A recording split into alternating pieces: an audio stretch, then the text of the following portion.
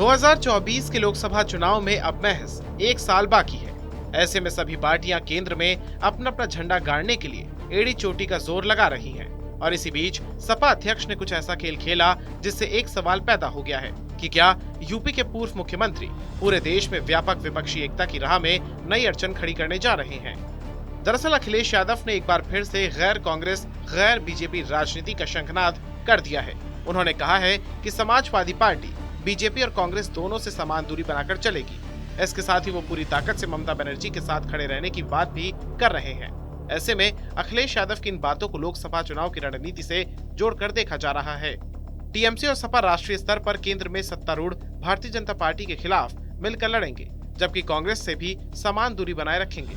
और इस बात की जानकारी खुद सपा के वरिष्ठ नेता किरणमय नंदा ने दोनों दलों के प्रमुख नेताओं ममता बनर्जी और अखिलेश यादव की शुक्रवार को ही बैठक के बाद दी है।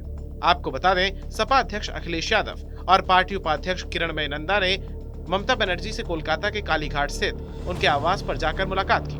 मगर दीदी से मुलाकात करने से पहले अखिलेश यादव ने संवाददाताओं से बातचीत के दौरान बताया कि मैं दीदी से मिलने जा रहा हूं और मुझे उम्मीद है कि वो आने वाले चुनाव में बीजेपी का मुकाबला कर बीजेपी का सफाया करेंगी।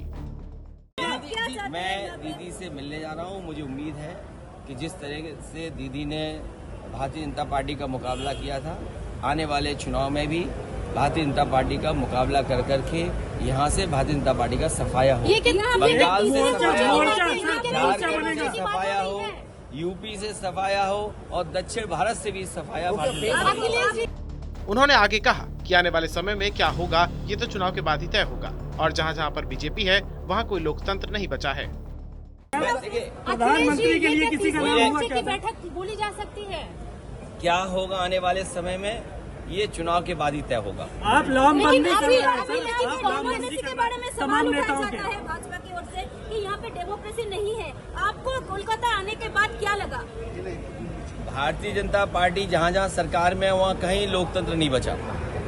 इसके बाद करीब 1 घंटे तक बंद कमरे में दोनों पार्टियों के नेताओं की बैठक चलती रही, जिसके बाद ये फैसला लिया गया कि कांग्रेस और भाजपा से लड़ने के लिए सपा और टीएमसी एकजुट होकर काम करेंगे।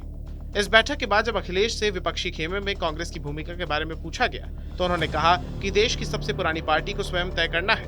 क्षेत्रीय पार्टियां अपनी भूमिका तय करने में सक्षम हैं। कांग्रेस को अपनी भूमिका तय करनी है। किसी को ऐसा कदम नहीं उठाना चाहिए जिससे उन पर बुरा प्रभाव पड़े। विपक्षी खेमे में कई चेहरे हैं जो प्रधानमंत्री बन सकते हैं। हालांकि अखिलेश यादव के इस बयान के बाद तृणमूल कांग्रेस अभी तक चुप्पी साधे है और अभी तक इस मुलाकात को लेकर आधिकारिक बयान जारी नहीं किया गया है। पार्टी ने सिर्फ दोनों नेताओं के भेंट की तस्वीर साझा की है, जिसमें वो एक दूसरे का अभिवादन करते हुए नजर आ रहे हैं। अब विपक्ष बीजेपी को हराने के लिए चाहे कोई भी तरकीब क्यों न निकाल ले, मगर दिलचस्प बात तो ये है कि अखिलेश के इस रुख से सबसे ज्यादा फायदा उसी बीजेपी को मिलने की उम्मीद है जिसे हराने के लिए उन्होंने टीएमसी के साथ हाथ मिलाया है।